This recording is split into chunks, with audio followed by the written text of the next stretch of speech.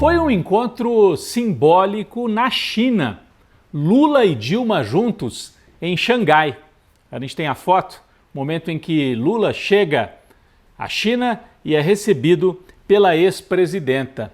É o peso histórico de ter uma brasileira à frente do NBD, novo Banco do Desenvolvimento dos BRICS. BRICS, você sabe, Brasil, Rússia, Índia, China, África do Sul. Esse grupo de países importantes que são uma alternativa ao poder dos Estados Unidos, da Europa e do Japão. O banco é para emprestar dinheiro a taxas mais baixas para os países em desenvolvimento, para financiar investimentos em infraestrutura. Dilma vai comandar tudo isso. Na cerimônia de posse, o Lula fez questão de estar presente nesse momento. Dilma saudou essa articulação do chamado Sul Global, para fortalecer as economias de países em desenvolvimento. Vamos acompanhar um trecho. O novo Banco dos BRICS é também um exemplo de como o multilateralismo pode trazer benefícios tangíveis para os países em geral, especialmente os países em desenvolvimento.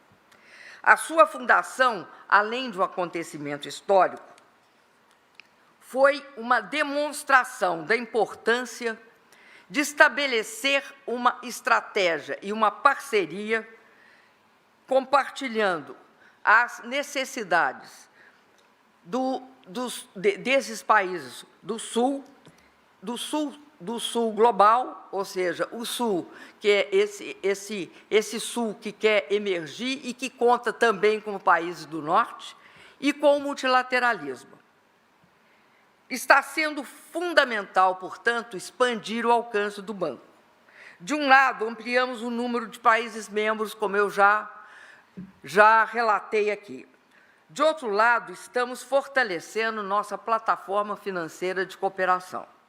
Lula também falou sobre a importância de se fazer comércio internacional sem depender apenas do dólar, uma fala muito importante. Eu toda noite me pergunto por que todos os países estão obrigados a fazer seu comércio lastreado no dólar.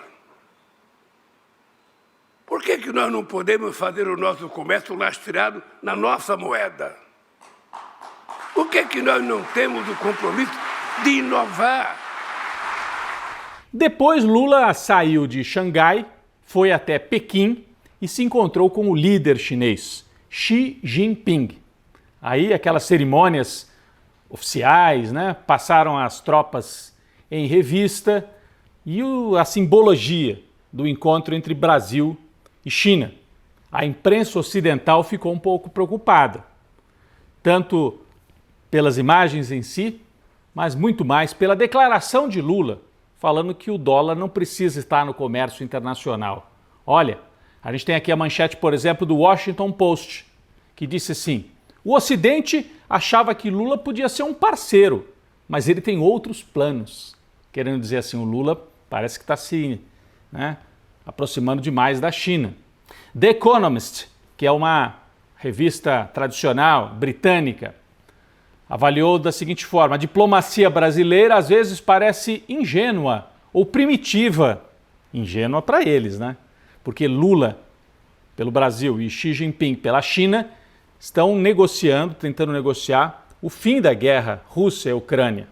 E isso não passaria pelos Estados Unidos, pela Europa, mas pelo eixo Brasil-China. Isso incomoda bastante o mundo, o chamado mundo ocidental. O Brasil faz parte desse mundo ocidental, claro, mas se direciona também para a Ásia, e isso preocupa demais os poderes aí, Estados Unidos e Europa. Incomoda, Bom, no Brasil, enquanto Lula estava na China, uma semana marcada pelo medo e pelo ódio, espalhados pelo submundo da internet. O uso das redes para espalhar pânico entre estudantes, entre famílias e entre professores.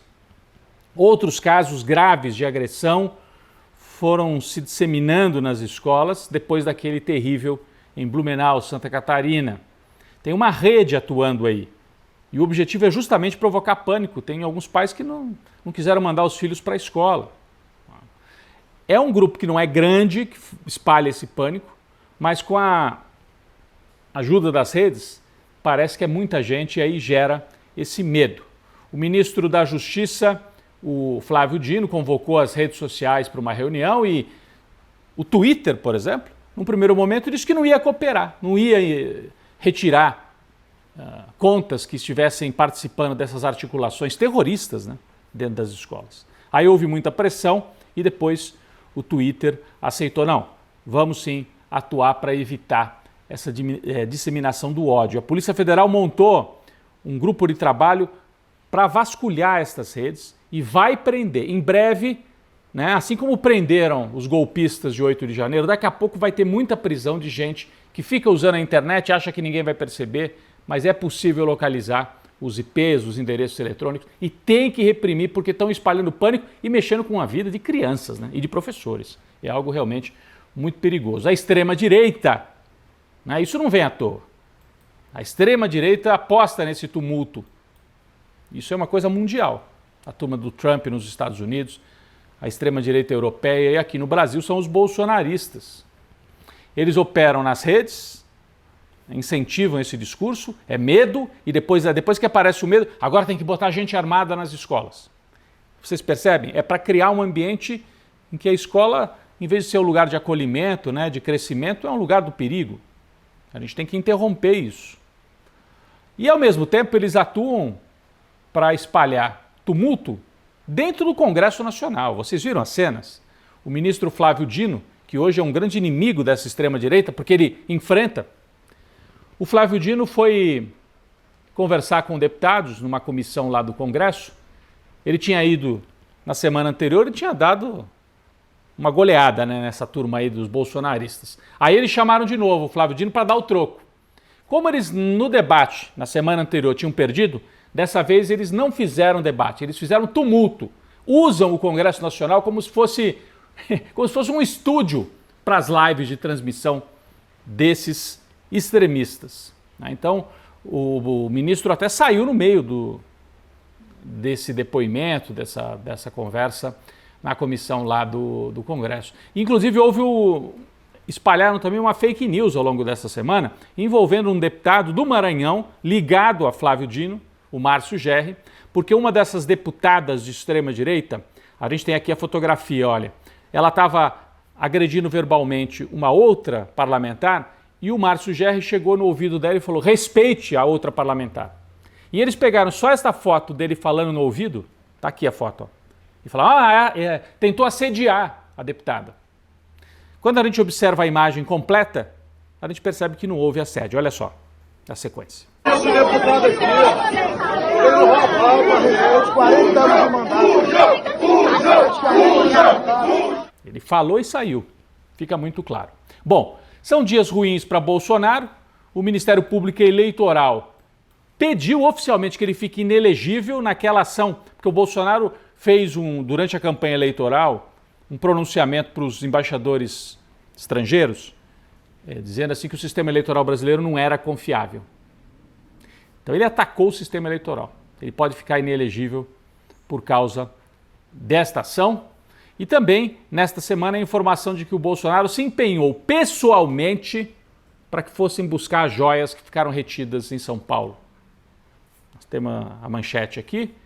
Um ex-funcionário lá do gabinete presidencial na época dele disse que o Bolsonaro foi ao telefone e conversou pessoalmente para tratar disso. Ou seja, ele queria ficar com as joias, queria embolsar.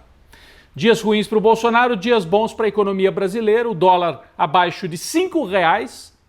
Em muitos e muitos meses isso não acontecia. A bolsa em alta, a inflação em queda, só falta agora baixar os juros. E aí depende do presidente do Banco Central e o Brasil precisa que baixe os juros para que a economia volte a rodar. A gente torce para que finalmente o Banco Central entre nos eixos e isso aconteça.